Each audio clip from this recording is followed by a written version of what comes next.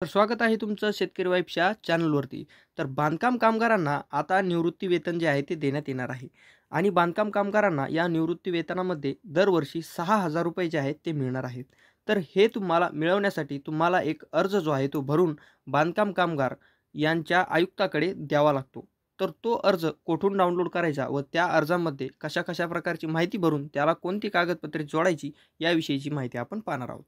तर तुम्ही पाहू शकता याविषयीची माहिती या योजनेच्या जी-आरमध्येच दिलेली आहे. तर सुरुवातीला इथे तुम्ही पाहू शकता सदर योजनेअंतर्गत पात्र ठरणाऱ्या बांधकाम कामगाराने ही जी वेबसाईट तुम्ही पाहू शकता BOCW या वेबसाईटहून त्याचा अर्ज विनामूल्य डाउनलोड जो आहे तो करून घ्यावा. तुम्हाला या वेबसाईटहून तुमचा अर्ज जो आहे तो डाउनलोड करायचा आहे. आता तुम्ही अर्ज डाउनलोड केला. त्याच्यानंतर तुम्हाला आता तुमच्या अर्जामध्ये कशा प्रकारची माहिती भरायची आहे हे आपण पाहूया.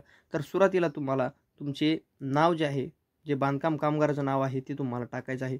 त्याच्यानंतर बांधकाम कामगाराचा नोंदणी क्रमांक, तुमचा जो नोंदणी आय-डी असेल तो तुम्हाला टाकायचा आहे. त्याच्यानंतर आधार क्रमांक टाकायचा. त्याच्यानंतर जन्मदिनांक, त्याच्यानंतर वयाची 60 वर्ष पूर्ण झाल्याचा दिनांक तुम्हाला टाकायचा आहे. त्याच्यानंतर प्रथम नोंदणी झाल्याचा दिनांक म्हणजे तुम्ही सुरुवातीला जी नोंदणी केलेली आहे त्याचा दिनांक तुम्हाला इथे टाकून द्यायचा आहे. प्रथम नोंदणी झालेल्या जिल्ह्याचे ठिकाण म्हणजे ज्या जिल्ह्यातून तुम्ही पहिली नोंदणी बांधकाम कामगार म्हणून केलेली आहे, त्या जिल्ह्याचं ठिकाण तुम्हाला इथे टाकून द्यायचं आहे. त्याच्यानंतर नोंदणी कालावधीचा तपशील म्हणजे तुमची नोंदणी कालावधी कसा आहे त्याचं तपशील तुम्हाला इथे टाकून द्यायचं आहे. अशा प्रकारची माहिती भरल्याच्यानंतर तुम्हाला एक तुम्ही चॅट पाहू शकता. अशा प्रकारचा चॅट तुम्हाला तुमच्या अर्जामध्ये पाहायला मिळेल, की ज्याच्यामध्ये तुम्हाला नोंदणीचा नूतनीकरणाचा दिनांक जो आहे तो येथे टाकायचा आहे आणि त्याच्यानंतर नोंदणी नूतनीकरणाचा कालावधी म्हणजे तुम्ही कोणत्या तारखेपासून कोणत्या वर्षापर्यंत जे आहे ती वापरून नोंदणी केलेली आहे त्याविषयीची माहिती या बॉक्समध्ये टाकायची. त्याच्यानंतर तुमचा जिल्हा जो आहे तो तुम्हाला इथे टाकायचा आहे. त्याच्यानंतर तुम्हाला तुमच्या अर्जासोबत भरायचे आहे बँक खात्याची तपशील, की ज्याच्यामध्ये तुमच्या बँकेचं नाव असेल, खाते क्रमांक असेल, IFSC क्रमांक असेल, अशा काही प्रकारची माहिती तुम्हाला भरायची आहे. आणि खालील तुम्ही पाहू शकता काही तुम्हाला जे आहेत प्रश्न विचारले जाणार आहेत, की ज्याचं तुम्हाला होय किंवा नाहीमध्ये उत्तर द्यायचं आहे. तुम्ही तुमचा अर्ज डाउनलोड केल्याच्यानंतर तुम्ही तुमच्या सोयीनुसार याची उत्तरे जी आहेत ती तुम्ही देऊ शकता आणि त्याच्याच खाली तुम्हाला एक सूचना जी आहे स्वतःचं स्वयंघोषणा आहे अशा प्रकारचं तुम्हाला दिलेलं आहे.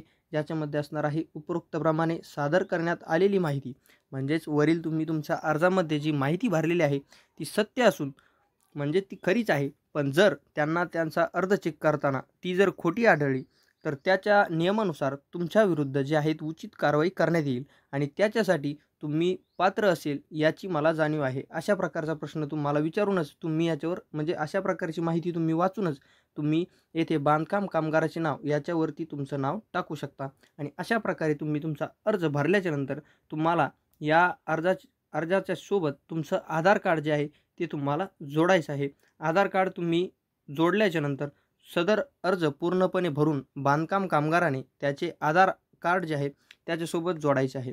त्याच्यानंतर जिल्हा इमारत कामगार सुविधा केंद्र असेल तेथील जे प्रभारी कामगार असतील म्हणजे त्याच्यामध्ये उपायुक्त असेल, सहाय्यक असेल किंवा कामगार आयुक्त असतील, हे जे सरकारी कामगार आहेत यांच्याकडे तुमचा अर्ज जो आहे तो तुम्ही जमा करावा आणि त्याच्यानंतर तुमची प्रोसेस होऊन तुम्हाला देखील निवृत्ती वेतन जे आहे ते लवकरात लवकर सुरू होईल आणि तुम्हाला देखील वर्षाला ₹6,000 इतके निवृत्ती वेतन जे आहे ते मिळेल. तर अशा प्रकारची प्रक्रिया होती अर्ज भरण्याच्या बाबतीतली. तर अशाच माहितीसाठी आपल्या चॅनलला सबस्क्राईब करा व व्हिडिओ आवडल्यास एक लाईक नक्की करा.